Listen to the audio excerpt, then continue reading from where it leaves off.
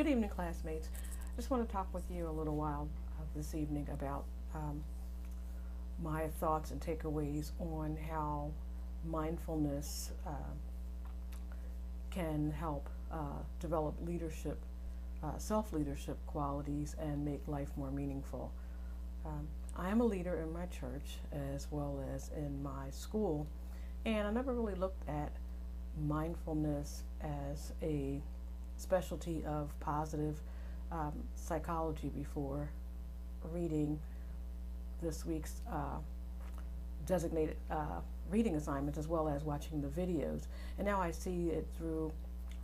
the lens of intentionality as well as ongoing active engagement and thinking about thinking, processing things metacognitively. As I think back over my life, I've always been a person who, ever since my youth, was encouraged to not be idle, to utilize my mind, to think critically about if it were something that I was reading or something that I heard and I wanted my parents to give me greater clarification on. As a precocious child, I always had tons of questions, and as I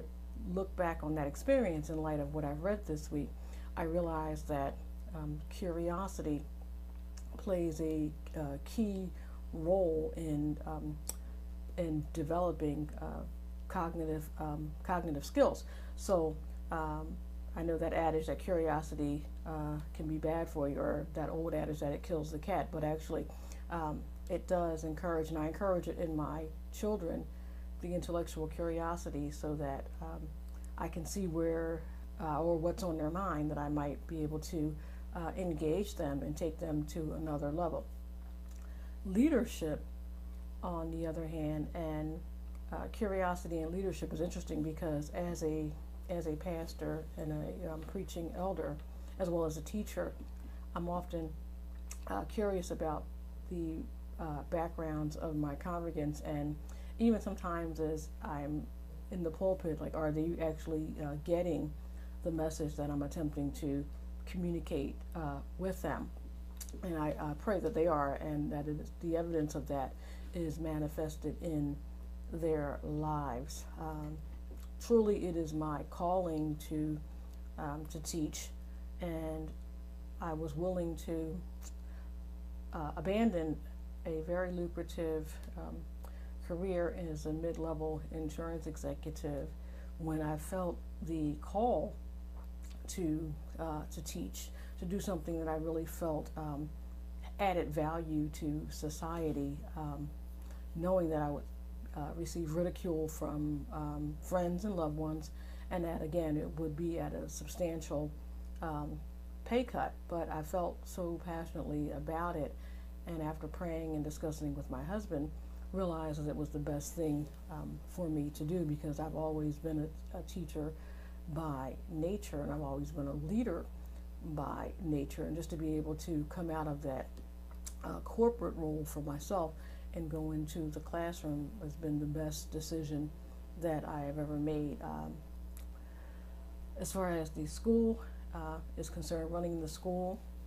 and in that administrative capacity, and also in running the church, there are a lot of obstacles that sometimes can inhibit one from responding to the call of God when God has definitely told them to do something. But as my husband and I embarked upon the church plan, we realized that it was indeed God's call for us to move in that direction through fasting and praying. We realized that this was God's will for us. And there were times when the road was hard, and there are still times when the road is hard, but we realized that that sense of calling and purpose that is brought to life so passionately through the biblical narrative is also the compass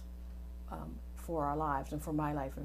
in particular. So when I think about calling and I think about leadership, I think about servant leadership and the example that Jesus left for me when he said that the Son of Man came to serve and not to be served. And the model for servant leadership is visible in Scripture clearly through the life of the Apostle Paul, as well as the other apostles and even matriarchs and patriarchs, where they were called out and given a work to do, and they were obedient to that work that God had assigned to their hands, and as a result, people were blessed by it. So for me, calling is bigger than myself, and as a leader, not only must I be compassionate, but I must also never lose sight of the fact that I am above all a servant, and the servant is never greater than the master. So with that, I'm going to sign off now, and I'll be seeing you all again soon. Take care, and God bless.